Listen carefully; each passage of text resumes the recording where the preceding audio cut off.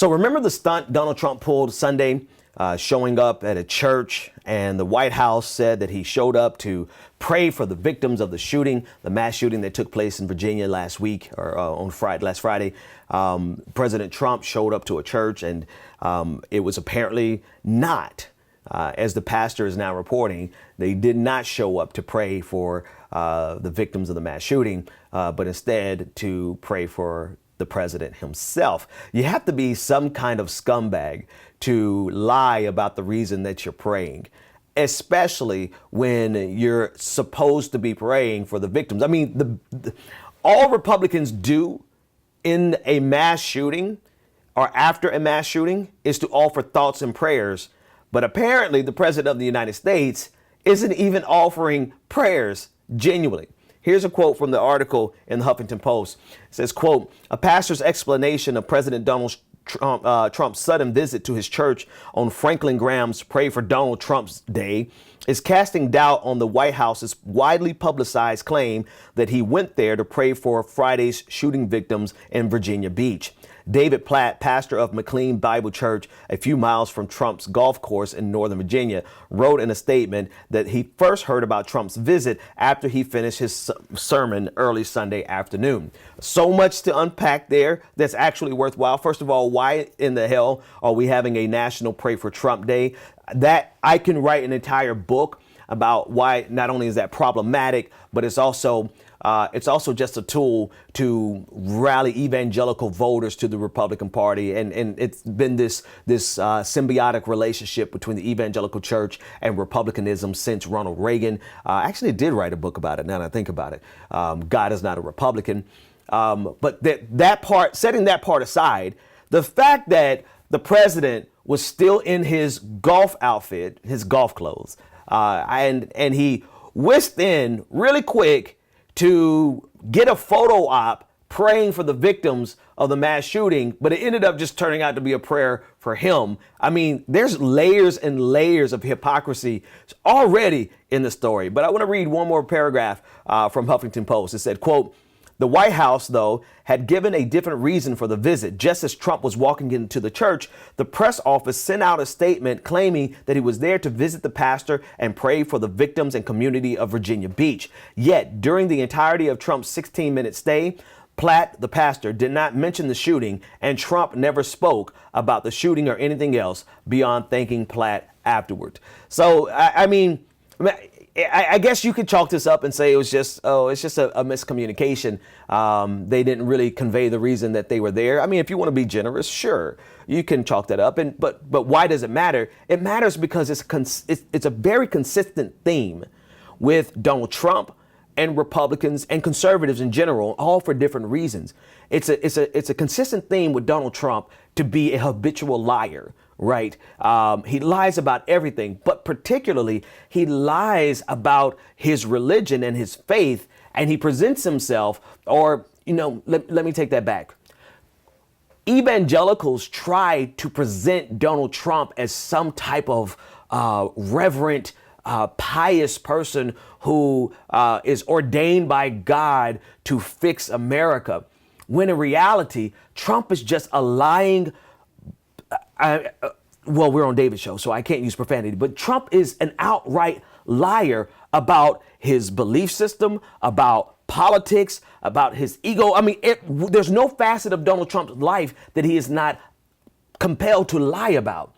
And so this is just a really consistent theme with Donald Trump. He's also opportunistic. I mean, he literally still had on his golf shoes, coming in, whisking in the church.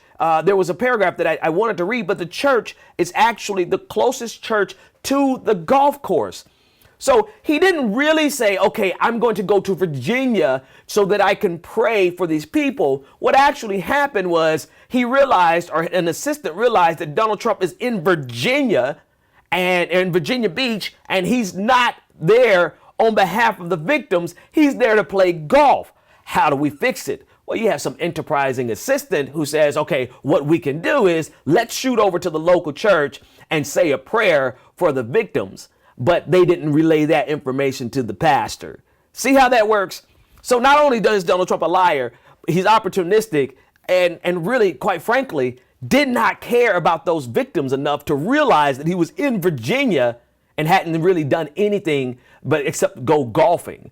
And then somebody tried to fix a problem, ultimately making the problem even worse. The story is also significant because of what I was discussing with Franklin Graham, with the evangelical movement, absolutely trying to spin Donald Trump to be something more than this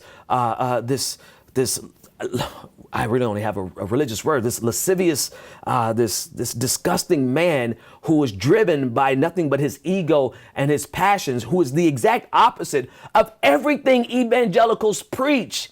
Donald Trump is the exact opposite of everything that evangelicals preach, but because he is their political tool, Donald Trump is their political pawn, they're willing to give him a mulligan, to use some golf terminology. They're willing to give him a mulligan to forget about all of the different ways Donald Trump demonstrates that he is absolutely the opposite of anything Jesus would have been or do. But evangelicals don't care about that. They care about their political agenda. Most of their political agenda is about taking away a woman's right to choose, attacking the LGBTQ community and marriage equality. They don't care about anything else but those things. They don't care about any other form of morality. They don't care about economic justice. They don't care about oppression and what capitalism does to poor people. They don't care about children after they're born. They don't care about any of that. Donald Trump is great to them because Donald Trump gives them an opportunity to do everything they want on, particularly on taking away a woman's right to choose. So as far as evangelicals are concerned, Donald Trump probably could shoot somebody on Fifth Avenue and still be one of their favorite presidents. And the last thing, and not to belabor the point too much, but this idea of praying for the president when in fact the last administration they prayed against the president shows the hypocrisy that they're not operating in terms of any real sense of faith and being concerned about the leadership of our country. They're only concerned about the leadership of this country that serves their political interest. If you love learning new things, you probably want to check this out. The David Pakman Show today is sponsored by Skillshare, and we're giving you 2 entire months of free access to Skillshare when you click the link underneath this video. Skillshare is a vibrant online learning community offering more than 25,000 video classes on just about anything you can think of. Get better at playing an instrument. Learn to use Photoshop, how to edit videos. They have classes on drawing, painting, business, cooking, nutrition, personal productivity, and I'm not even really scratching the surface. I recently took a great class on introductory watercolor painting.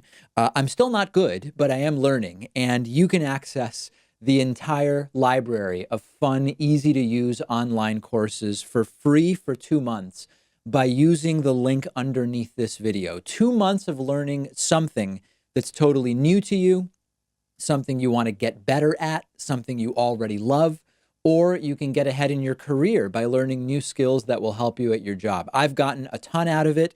Pat has taken some courses that he's found really valuable, and I think you'll love it too. Get started for free by clicking the link under this video.